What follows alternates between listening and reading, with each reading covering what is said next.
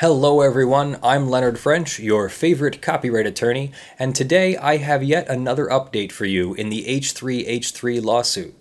In my last video, I concluded with the cliffhanger that Matt Haas's motion to compel had been granted because no one had answered it. This would force the Kleins to respond to all of his discovery requests, even over their objections. It's the kind of mistake that lawyers don't take lightly because it can lead to all kinds of bad outcomes for the client. And if it's determined that the mistake was the lawyer's fault, then the lawyer can be in trouble and even financially responsible for the mistake. So, what was in his request and how did his motion get granted? First, it may help to remember that parties in a lawsuit are entitled to the discovery of relevant information. That is, they can formally request documents and things related to the claims or defenses in the case. Anything that makes the claims or defenses more likely or less likely to be true is considered relevant. In his discovery request, Matt Haas asked for a number of different kinds of documents, including any and all communication or correspondence regarding actual or alleged copyright infringement, communications, tax filings, and profit and loss statements from any and all revenue generated by defendants' channels, any and all documents or other communications between defendants and YouTube or any third party concerning plaintiff, YouTube analytics data, average weekly gross revenues, documentation concerning the FUPA, and a list of all contributors to defendants' Patreon account. Plaintiff's request for production is dated August 16, 2016. Defendant's response is dated September 15, 2016. It is a mix of responsive documents and objections. At this stage of the litigation, the court leaves it to the parties to work out issues with these requests. But the procedure for working the conflicts out involves this back and forth of making a list of requests and receiving a list of responses containing some of the documents you requested and some objections explaining why you aren't receiving some of the documents you requested. So here, Matt has sued the Kleins and has made requests for all of these documents, many of which are just screenshots or printouts of online reports or lists of users or email correspondence, but someone, often their attorney, has to sort through all of these requests, find all of the reports and websites, and compile all of those into PDFs and Excel files that can be sent over to the opposing side, along with a list of objections to the request that the party felt they didn't have to supply documents to. For example, plaintiff's request number 3 is for any and all documents or communications regarding copyright infringement by defendants of plaintiff's work or any third party's work. Defendants responded by objecting that the request is confusing, overly broad, onerous, unduly burdensome, and not relevant or reasonably calculated to lead to relevant or admissible evidence. That objection does not have to be proven at this time. If the requesting party, plaintiff in this case, is okay with the objection, he can let it go there. But if the requesting party really wants the documentation, he will have to get a court order by filing a motion to compel. That's exactly what Matt Haas has done in this case. So, plaintiff files his motion to compel on November 11th, 2016. 6 whole days pass without a response from defendants, and Judge Forrest grants the motion to compel as unopposed. What? How the heck did that happen so quickly?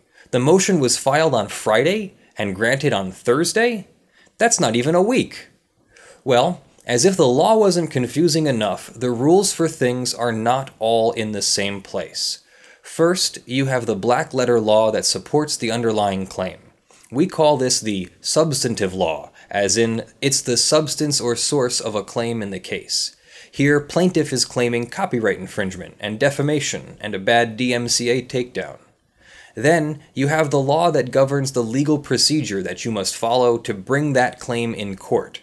Since the place we're talking about is a united federation of individual states, there are actually several sources of law that a claimant needs to research before bringing their claim in court. Since we could have a claim in state court or federal court, we first need to see what kind of claim we have and look up the laws regarding where you can bring that kind of claim. In this case, copyright is a federal law established by Article 1, Section 8 of the United States Constitution. Since we are dealing with federal law, we will use the Federal Rules of Civil Procedure to determine the proper procedure for the case. Now, the federal rules of civil procedure are a complicated topic that takes up an entire semester or two at law school, so I'm not going to go over them in depth in this one video. But suffice to say, rule number 27 says that any party may file a response to a motion within 10 days after service unless the court shortens or extends the time. So defendants who lost the motion after 6 days should have had more time to respond, right? Well, the federal rules of civil procedure are not the final set of rules that govern in the courtroom. Not only must the parties obey the substantive law and the federal rules of procedure, but there's also a set of rules created by the local court system, in this case the Federal District Court for the Southern District of New York. So, we look at the website for the Southern District of New York and find a set of local rules setting forth additional requirements for the parties. In Local Rule 6.1, the court says that the parties will have 7 days after service of the moving papers to respond. Well, that doesn't explain why plaintiff's motion to compel was granted as unopposed after only 6 days. Well, it turns out that the federal rules of civil procedure and the local rules of civil procedure are still not the end of the procedural requirements of the parties. Researching even more, we come across yet another set of rules, this time created by each individual judge, and known as the Judge's Rules of Procedure or the Judge's Individual Practices. This is yet another document that every party or attorney must be aware of when litigating any case. Reading through this document, we find that Judge Catherine Forrest requires any opposition to motions to compel in discovery disputes to be responded to within 3 days. Quote, "Letters not responded to within 72 hours shall be deemed unopposed."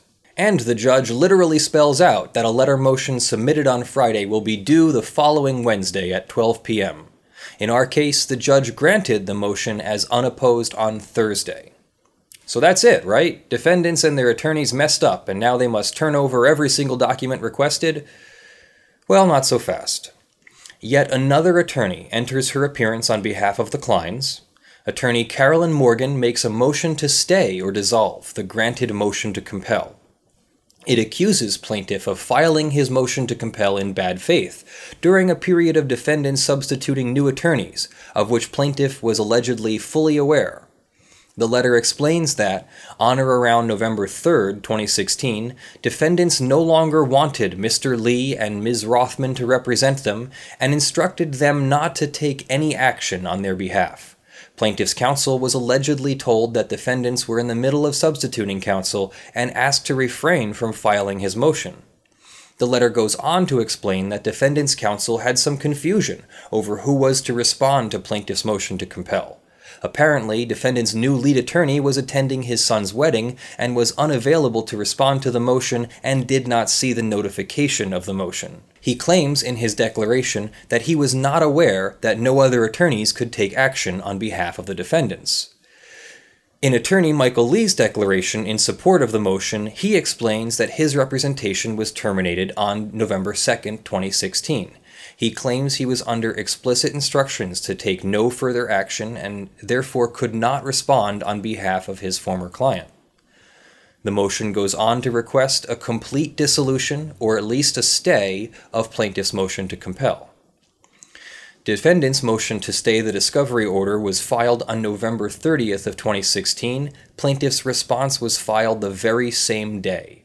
Plaintiff's counsel claims that they were not aware of any other attorney substitution until after the court already granted the motion to compel. Plaintiff's counsel explains that they received no communication regarding the substitution on November 2nd and therefore didn't know to hold off on the filing of the motion to compel. So how did this mix-up happen? It's a simple miscommunication, complicated by court procedure. Normally, attorneys have to file documents with the court, putting their representation on the record and providing official contact information. This is called an entry of appearance. Every court requires that attorneys follow an admission procedure before they can enter their appearance. That is, every attorney has to apply to be allowed to appear before the court. If an attorney is properly licensed in their state, then they are automatically admitted to all of the lower-level state courts for that state. But they are not automatically admitted to the federal courts in that state or in any other state. They must seek admission before being able to appear before that court. Admission is done per district, and each state or district can have different requirements. For example, Colorado federal district courts do not require attorneys to be members of the Colorado State Bar, another word for court system, and any attorney licensed in the state can apply for admission to the Colorado federal district court system. In the case at hand, defendants' new attorneys were not admitted to the Southern District of New York and had to follow a procedure to be admitted for this case only, known as pro hoc vice. The procedure usually takes a few weeks, as most courts require the attorney to obtain a letter from their state bar certifying that they are in good standing and properly licensed. Until that letter arrives, many courts will not let you file documents electronically. For our defendants' new attorneys, those letters finally arrived and were filed on November 21st, 4 days after the motion to compel was granted. So, to summarize, plaintiff filed their motion to compel on November 11th, right in the middle of defendants' new counsel attending their son's wedding. Old counsel had been told not to take any action, and the new attorney didn't get the notice in time. 6 days pass with no response, and the judge grants the motion as unopposed. Defendants file a motion to undo all of that, saying that they were substituting new attorneys and that plaintiff knew it. Plaintiff claims that they did not receive notice of the new attorney and that defendant's attorney's statement is false. Sometimes judges take their time with things. You may remember that the judge in the Jim Sterling lawsuit took 3 months to rule on Jim's motion to dismiss. Not so here. That very same day, November 30th, Judge Forrest grants the motion to stay plaintiff's motion to compel. Quote, defendant's letter raises several issues. First, in order to substitute counsel or withdraw as counsel, an appropriate application must be filed. No such application has been received. If an application was made, this court would state what it always states in such situations, that pretrial dates shall not be adjourned for substitution purposes. The court will do this. The order of November 17, 2016 is held in abeyance. The parties shall meet and confer immediately on the discovery requests. Defendants must provide any opposition to the motion to compel, if necessary thereafter, not later than December 5th at 9 a.m. Plaintiff's counsel then immediately filed a motion for reconsideration, asking the judge to review plaintiff's allegation that defendants made false statements in their motion to stay or dissolve. The judge denied the motion for reconsideration the next day. In response to plaintiff's allegations of false statements to the court, defendant's new attorney filed a letter with the court explaining that in creating the declarations for filing the motion to stay, they inadvertently alleged that plaintiff's counsel knew of the substitution when they didn't. Defense counsel meant to remove that line but missed it. It was a simple miscommunication. The parties did pledge to meet and confer per the court's order on the discovery issue, and on December 2, 2016, plaintiff filed a letter withdrawing the motion to compel and explaining that defendants pledged to send additional discovery documents that very day. Then, 2 weeks later, on December 16, 2016, the Kleins filed a motion for judgment on the pleadings, asking the court to rule the case in their favor at this time and without a trial.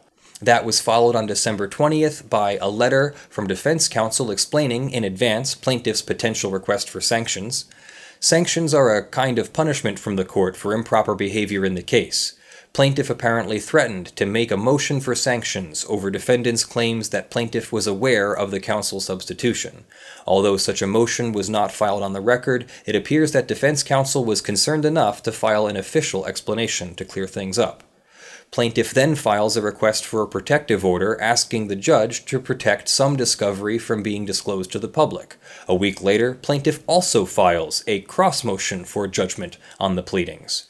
Will the judge grant the motions for judgment on the pleadings? What is each party's basis for asking for a judgment so soon? Next time I'll go over exactly what a judgment on the pleadings is, why the judge didn't grant either motion, more on the sanctions and protective orders, and what happens next in the case. Thank you for watching. I'd love to hear from you in the comments below. Remember to like and subscribe if you want to see more of my videos. Thank you to all of my supporters. I use Patreon to help build support for the channel. My dream is to create a public service law firm for copyright and internet issues, giving creative and talented people access to justice in areas of law that don't normally provide pro bono or low-cost legal services. I definitely can't do this alone, and your support is something I can show to larger legal service organizations in seeking their support as well. A special thank you to my $5 Patreon supporters who are scrolling on my LED panel behind me. I have a few videos in the works, including the next H3H3 lawsuit update, an update on the Star Trek Axanar fanfiction lawsuit, and a story about how the Kardashians are being sued for infringing on a makeup company's trademarks. I'm Leonard French, your favorite copyright attorney. Thank you for watching, and I'll see you next week.